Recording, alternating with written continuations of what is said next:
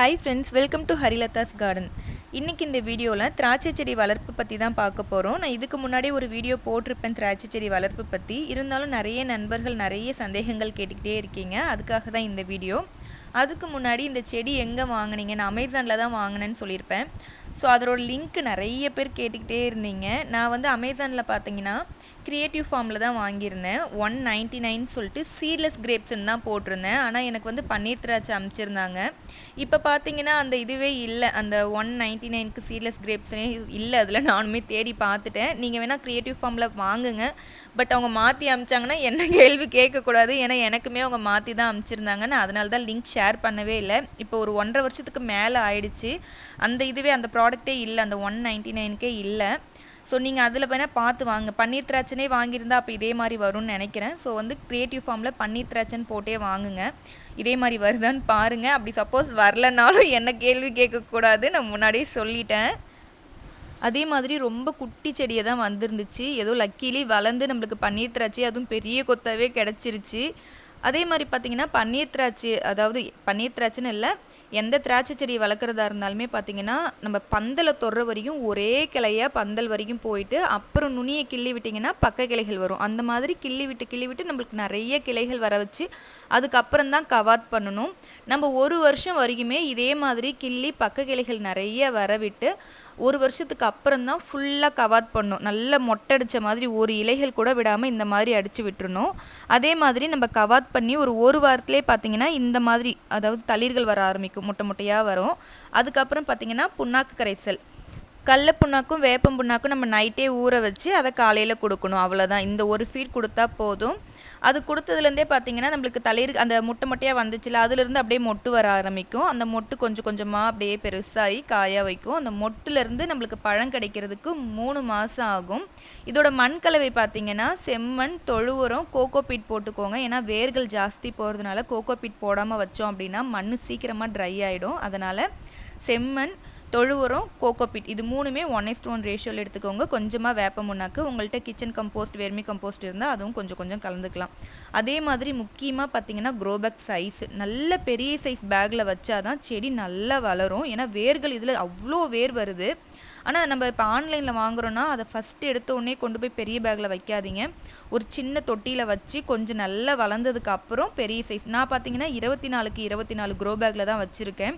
நல்லா படர்ந்து வளரும். அதே மாதிரி பார்த்தீங்கன்னா வேர்கள் நம்ம மேலே மண்ணை லைட்டாக கிளறினவே மேலே ஃபுல்லாக வேராக தான் இருக்கும். ஸோ அந்தளவுக்கு வேர் வரும். அதனால் நம்ம பெரிய சைஸ் பேக்கில் வச்சோம் அப்படின்னா தான் செடி நல்லா ஹெல்த்தியாக வளரும். இதில் பூச்சித்தொல்லைன்னு பார்த்திங்கன்னா பெருசாக எந்த பூச்சித்தொல்லையுமே வராது. மாவு பூச்சி தான் அப்போ வெயில் டைமில், அதுவும் எல்லா கிளையிலையும் எனக்கு வந்ததில்லை, ஏதோ ஒரு இடத்துல இருக்கும் இலைகளில், அதை கட் பண்ணி விட்டால் போதும். மற்ற எந்த பிரச்சனையுமே எனக்கு வந்ததில்லை. அது மாதிரி வெயிலுமே நல்லா தாங்கி வளருது. நான் ஃபுல் ஓப்பன் டெரஸில் தான் வச்சுருக்கேனே, நல்லாவே வெயில் தாங்கி வளருது. ரொம்ப வெயில் அடிக்கிறப்ப என்ன ஆகும் அப்படின்னா அந்த இலைகள் மட்டும் நுனியில் கருகும். மற்றபடி வேறு எந்த பிரச்சனையுமே வர்றதில்லை. ரொம்ப ஈஸியாகவே வளர்க்கலாம் இதை. இதுக்கு ஃபீடுன்னு பார்த்தீங்கன்னா இப்போ நம்ம நட்டதுலேருந்து அந்த ஒரு வருஷத்தில் பார்த்திங்கன்னா நம்ம அப்பப்போ புண்ணாக்கு கரைசல், அப்புறம் ஒரு மாதத்துக்கு ஒரு டைம் தொழு உரம், அந்த மாதிரி ஏதாவது ஒன்று கொடுத்துக்கிட்டே இருக்கலாம். அந்த மாதிரி கவாத் பண்ணுறதுக்கு முன்னாடி பார்த்திங்கன்னா தொழு உரம் அந்த மாதிரி ஏதாவது ஒன்று கொடுத்துடலாம். நான் அது கூடமே கொடுக்க மாட்டேன்.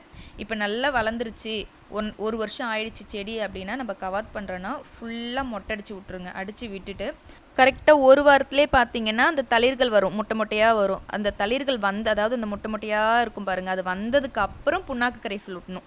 அந்த மண்ணை நல்லா கலரி விட்டுட்டு அதில் ஊற்றி விடுங்க. ஒரே ஒரு டைம் ஊற்றினா போதும். அந்த 3 மாதத்துக்கு அந்த ஒரு டைம் நம்ம புண்ணாக்கு கரைசல் கொடுக்குறோம்ல, அதுவே போதுமானது தான். அதுக்கப்புறம் நீங்கள் நார்மலாக தண்ணி கொடுத்துட்டு வந்தாலே போதும். அதே மாதிரி பார்த்திங்கன்னா அந்த காய் வந்து பழுக்கிற டைமில் வந்து தண்ணி டெய்லியும் விடக்கூடாது. அந்த மண்ணை கொஞ்சம் ட்ரை பண்ண விட்டு நம்ம அப்புறமா தண்ணி கொடுக்கணும். ஈரம் இருந்துக்கிட்டே இருந்துச்சுன்னா அது வந்து ஒப்பாக பழுக்காது, ஃபுல்லாக பழுக்காது. நம்ம கொஞ்சம் இந்த மண்ணை காய விட்டு தண்ணி கொடுத்தோம் அப்படின்னா அது வந்து கரெக்டாக ஃபுல்லாகவே பழுத்துரும். அவ்வளோதான் இதில் இருக்க ஒரே ஒரு ட்ரிக்ஸு. அதே மாதிரி ஒரு வருஷம் கழித்து தான் நம்ம கவாத் பண்ணணும்.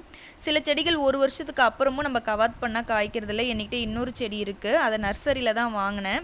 அது பார்த்திங்கன்னா இப்போ 2 வருஷம் ஆக போகுது. நான் 2 டைம் கவாத் பண்ணிட்டேன். ஒரு டைம் வந்து பூ வச்சுது, காய்க்கவே இல்லை. இன்னொரு டைமே இப்போ கவாத் பண்ணி விட்டுருக்கேன். ஆனால் தளிர்கள் நல்லா அவ்வளோ தளன்னு வருது, ஆனால் காயே வைக்க மாட்டேங்குது, என்னன்னு தெரியல. இப்போ நம்ம ஒரு தடவை பழம் எடுத்துடுறோம் அப்படின்னா ஒரு மாதம் நம்மளுக்கு வந்து அந்த செடிக்கு ரெஸ்ட் விடலாம். காய் பறித்த உடனே அந்த பழம்லாம் பறித்து முடிச்சுட்டு உடனே கவாத் பண்ணக்கூடாது. ஒரு மாதம் ரெஸ்ட்டு விட்டு அதுக்கப்புறம் கவாத் பண்ணி விடுங்க. அதே மாதிரி இப்போ நம்ம ஃபஸ்ட்டு இந்த ஒரு டைம் பழம் பறிச்சிடுறோம்ல, பழம் பறிச்சுட்டு அந்த 1 மந்த் கேப்பில் என்ன பண்ணுறீங்கன்னா அந்த செடியை நல்லா கிளறி விட்டுருங்க. கவாத் பண்ணுறதுக்கு ஒரு வாரத்துக்கு முன்னாடி பார்த்தீங்கன்னா அந்த மேலே இருக்க மண்ணை கொஞ்சம் நல்லா கிளறி எடுத்துட்டு புதுசாக கொஞ்சம் சாயில் மிக்ஸ் போடுங்க. ஏன்னா அந்த மண்ணில் இருக்க சத்தெல்லாம் கொஞ்சம் போயிருக்கும். அப்போ அந்த மேலே இருக்கிற மண்ணை எடுத்துட்டு செம்மண், தொழு உரம், கொஞ்சம் கோகோபீட், வெர்மி கம்போஸ்ட் இதெல்லாம் கலந்து போட்டு விட்டால் கொஞ்சம் நல்லாயிருக்கும் மண். அதே மாதிரி பார்த்தீங்கன்னா கவாத் பண்ணிவிட்டு மறுபடியும் அந்த தளிர்கள் வந்ததுக்கப்புறம் புண்ணாக்கு கரைசல், அவ்வளோதான். இது 2 மட்டும் ஃபாலோ பண்ணால் போதும். அந்த 3 மாதத்துக்கு ஒரு டைம் அந்த மேல் மண்ணை கொஞ்சம் மாற்றிட்டு புது மண் போடணும். அப்புறம் அந்த தளிர்கள் வர்றப்போ புண்ணாக்கு கரைசல், இது 2 ஃபீட் மட்டும் இந்த 3 மாதத்துக்கு ஒரு டைம் கொடுத்தா போதும். நல்லாவே காய்க்குது பாருங்கள். பெருசாக மெயின்டெனன்ஸே இல்லை. எவ்வளோ பழம் பழுத்திருக்குன்னு செடியில் இருக்கக்குள்ளே தெரியவே இல்லை. இவ்வளோ காய்கள் இருக்குது, இவ்வளோ பழம் இருக்குதுன்னு சொல்லிட்டு அதை பறித்து, ஏன்னா ஃபஸ்ட் டைம் பார்த்தீங்கன்னா ஒரு தட்டில் பறித்தேன். இப்போ செகண்ட் டைம் ஹார்வெஸ்ட்டு பாருங்கள். ஒரு தாம்பாளத்தட்டு நிறைய எனக்கு கிடச்சிருந்தது. விநாயகர் சதுர்த்தி அன்னைக்கு தான் பறித்தோம் இதை.